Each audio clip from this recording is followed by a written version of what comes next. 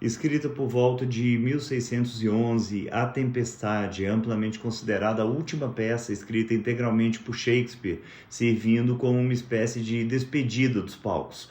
A peça narra a história de Próspero, o legítimo duque de Milão, que foi deposto por seu irmão Antônio e exilado em uma ilha remota com sua filha chamada Miranda.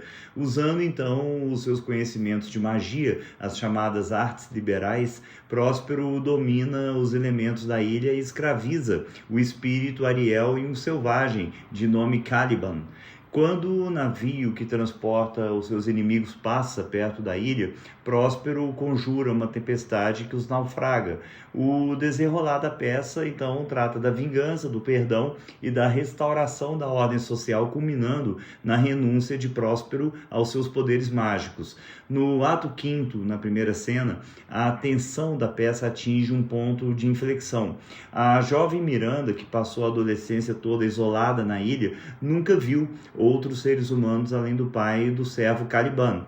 Quando o Próspero, através da sua magia, finalmente revela os náufragos, ou seja, a corte de Nápoles e os usurpadores que causaram a sua queda, a sua derrocada, Miranda tem uma reação de maravilhamento e de estupor absoluto.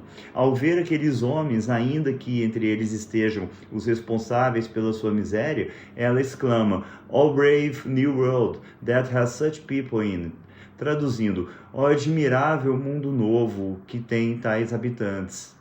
Essa cena, pessoal, é carregada de uma ironia trágica. Enquanto a alma de Miranda projeta pureza, nobreza e bondade sobre aqueles estranhos, todo o público da peça, e obviamente Próspero, sabe que aqueles homens são, na verdade, figuras corrompidas pela política, pela ganância e pela traição. É o choque entre a inocência virginal e a experiência cínica do mundo. E aí, a gente entra bem no cerne da minha provocação de hoje, que eu chamaria de a projeção da beleza em contraste à realidade da experiência. A necessidade de projetar beleza nas outras pessoas é frequentemente um mecanismo de defesa psíquico. Ao idealizarmos o outro, criamos uma ilha de segurança onde a humanidade é ótima, compreensível, legal e, sobretudo, confiável. É um desdobramento da nossa própria necessidade de sentido.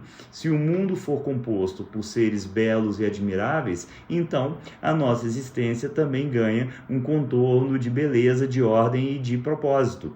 Essa projeção é exatamente o admirável mundo novo que construímos para nós mesmos, um filtro que nos protege do horror do vazio e do caos que a alteridade real, com seus desejos inescrutáveis e muitas vezes perversos, destrutivos, costuma apresentar.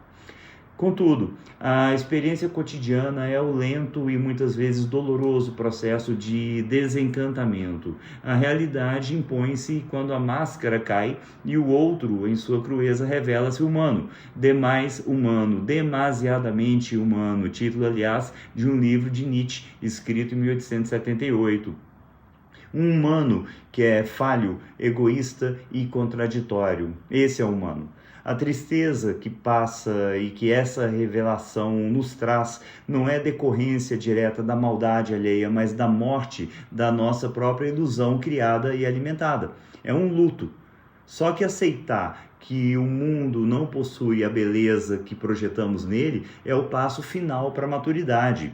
Como Próspero percebe ao final da peça, a verdadeira grandeza não reside em manter a ilusão da ilha, mas em aceitar que, embora o mundo seja habitado por criaturas imperfeitas, é somente nele e não na fantasia que devemos exercer a nossa humanidade. E aí, quem entra na história é ninguém menos do que Aldous Huxley.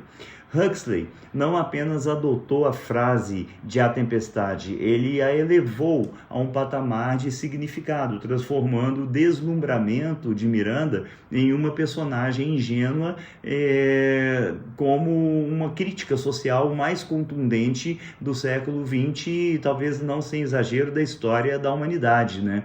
Huxley publicou O Admirável Mundo Novo em 1932, leitura obrigatória, viu, gente? Como um intelectual britânico, leitor voraz, e filho de uma família com profunda formação científica e literária, a obra de Shakespeare era uma referência óbvia, constante em seu horizonte cultural.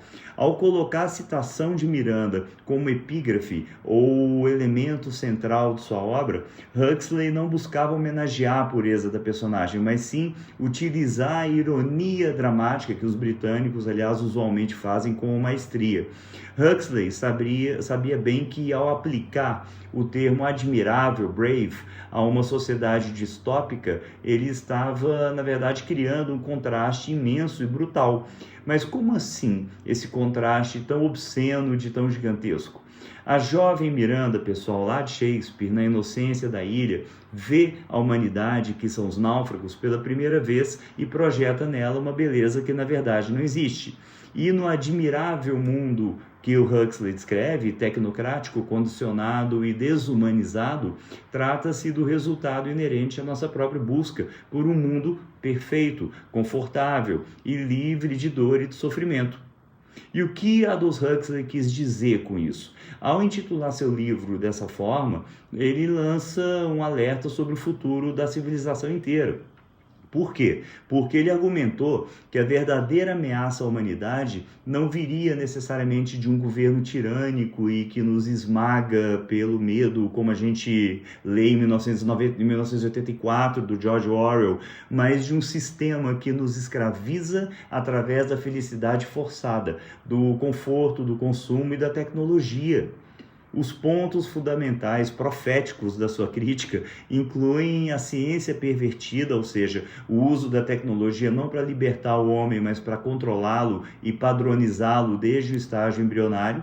Também usa a supressão da individualidade, já que em seu mundo a dor, o sofrimento, a velhice e a própria reflexão crítica, desde a poesia como sendo um perigo autêntico, são eliminados em nome da estabilidade social. Tudo isso além de quê? Do condicionamento como sendo um dogma, ou seja, o sistema removendo a necessidade de reflexão pessoal, substituindo-a por prazeres imediatos e condicionamentos psicofísicos. O uso da frase por Aldous Huxley é um convite para que o leitor não seja como a Miranda ingênua da peça de Shakespeare. Ele nos desafia a olhar para o nosso próprio progresso tecnológico e social e perguntar: estamos criando algo realmente admirável ou apenas um sistema que nos torna confortavelmente robóticos? Ao usar as palavras da donzela da ilha para descrever uma distopia, Huxley nos faz perceber que a beleza projetada sobre o progresso pode ser a máscara que esconde a desumanização do homem. Aliás, em tempo, a nossa contemporaneidade parece ter consolidado, sim, um pacto tácito com a superfície, onde a dependência de filtros digitais e a busca voraz pela gratificação imediata funcionam como um sofisticadíssimo mecanismo de defesa contra o real lacaniano, né? Aquela dimensão da existência que é, por natureza, marcada pela falta, pela angústia e pelo conflito inevitável. Ao substituirmos a complexidade e as asperezas da experiência humana real por avatares curados e respostas algorítmicas que validam instantaneamente o nosso desejo, operamos uma bem discreta, bem sutil alienação. Por quê? Porque anestesiamos a capacidade de suportar o vazio necessário para a construção do sujeito. Esse admirável mundo novo de telas, embora prometa a supressão do sofrimento, acaba por nos aprisionar em uma ilha de ilusões, onde, ao evitarmos o confronto com a nossa própria sombra e a alteridade do outro, corremos o risco de abdicar da profundidade que define, em última instância, a nossa própria humanidade, a nossa tão sagrada humanidade.